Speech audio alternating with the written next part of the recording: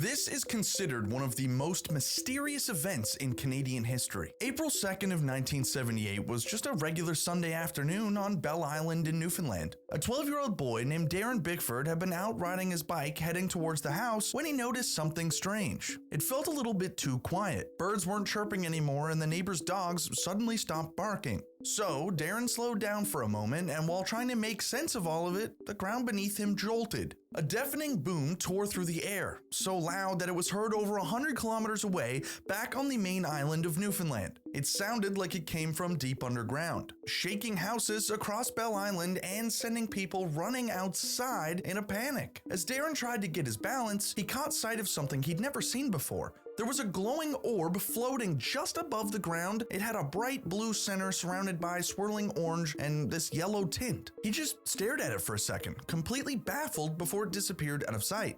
Back at the Bickford home, his family was also experiencing some very strange stuff. The force of the blast was so strong that it had caused the television to explode. Even the fuses in their fuse box were blown straight out of the box and launched across the room, slamming into the walls. The family also reported seeing a blue flame flash across the kitchen, similar in strangeness to what Darren saw. Outside their house, they had a chicken coop. That, just like a lot of the other stuff across the island, was completely destroyed, and every chicken inside was found dead. Their neighbors came to take a look around, and they found 2 or 3 shallow cup-shaped holes in the ground near the property. I say 2 or 3 as there was so much commotion going on at the time. The reports from people seemed to vary quite a bit. But regardless of that, all over Bell Island, people were dealing with similar damage. Electrical wires were scorched, and they also had the appliances burn out just like the Bickford family, and many other residents also claimed they saw beams or balls of light. Some folks even said they heard a high-pitched ringing right before the explosion. Now you're probably wondering, what was it? Well, the government claims that it was lightning, more specifically a very rare kind of lightning called a superbolt, which is a freak electrical strike that can carry hundreds of times more energy than a standard one.